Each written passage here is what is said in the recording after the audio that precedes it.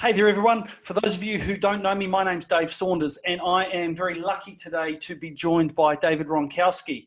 David, you're a business engineer. You coach various organizations and leadership. You've worked with some really substantial, really big teams and some really, really well-known brands to help their businesses grow, and particularly to help them grow through developing their people. And today you and I are going to have a conversation about something that's very, very near and dear to my heart and an area of your expertise, and that is around decision-making. And decision-making is really, really important at the moment because we're in really uncertain times. So I've got three very big, difficult questions that we're going to answer really, really quickly. Are you ready? Okay. Yeah, I'll do my best. Fantastic. First question, how can a business leader recognize, how can someone know when they are under the pump and they're not making good decisions? How can they recognize that in themselves? I think if it's a bad decision, it may be obvious in the outcomes. I think understand decision making. What you want is you want somebody to make a timely, informed decision. Some people procrastinate and delay them, which is damaging, and some people just don't make a decision at all, which is a decision in itself. They just don't contribute towards it. But recognizing it, which is the key part of that question, are the signs that can help them with that. And it may be around too many options. It may be around stress. It may be the fear of getting a perfect outcome. It may be the fear of failure. It can be the size of the impact and the longevity of the ramifications. So there's a number of things that trigger concerns that you can maybe look out for.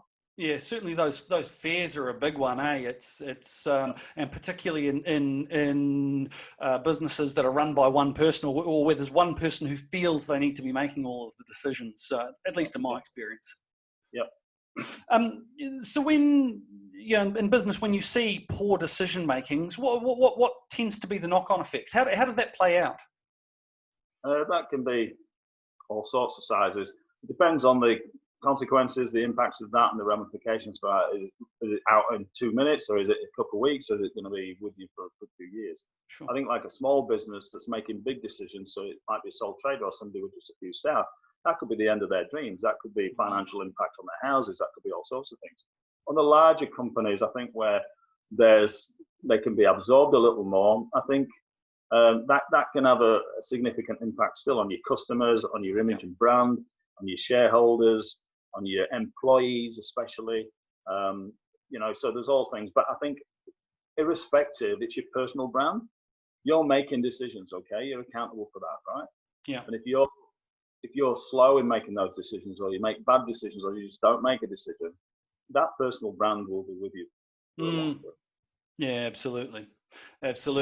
And look, probably the most important question I'm going to ask you this today, David. What can an individual or someone in a leadership role, what can they do, particularly in these uncertain times when they're under pressure? What can they do to make better decisions? I think personally, I'm a bit of a list guy, okay? So, I mean, I put a model together, and I think so long as you go through that, it becomes part of who you are anyway when you're making these decisions, especially the bigger ones. A lot of smaller ones you can just make automated or whatever. Sure. So that can be around challenging those decisions. So if I come to you and I say, I want an answer by lunchtime, is it A or B? Then you can say, well, why do you need it by lunchtime? And is there a D or a Z? And tell me the outcome you're after, because actually maybe you're asking me the wrong question. Yeah. Are you the right person? Could other people do this? I mean, look at your decisioning tree within your organization. If you're a bottleneck and it's all coming through you, are other people got the information and can they manage that?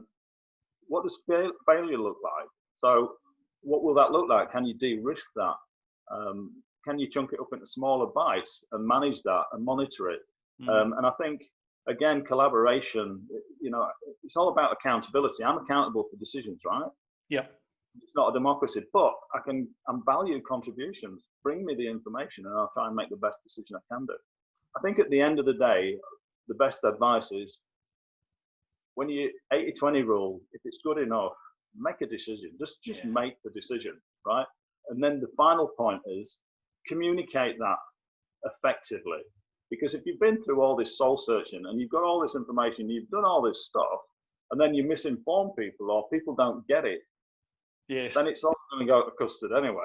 We could talk for hours on communication, but look, that's going to have to wait until next time, I'm afraid. Hey, if people do want to get hold of you, because this is a really, really important subject, hopefully by the powers of technology, I've put your details up on the screen, and you're happy just to have a conversation with someone if they do want to get in touch. Absolutely, yeah. Just give me a call, drop me an email. Happy to talk about this or a number of other subjects. Yeah, well, like I say, this is an area that I'm personally really passionate about, and I see an awful lot of businesses do really, really badly. So if you are out there feeling under the pump, by all means, I encourage you to get in touch with David. And David, once again, thank you very, very much for joining me today. Really appreciate your input. Thank you. Thanks for the opportunity, Dave. Cheers, Cheers. man.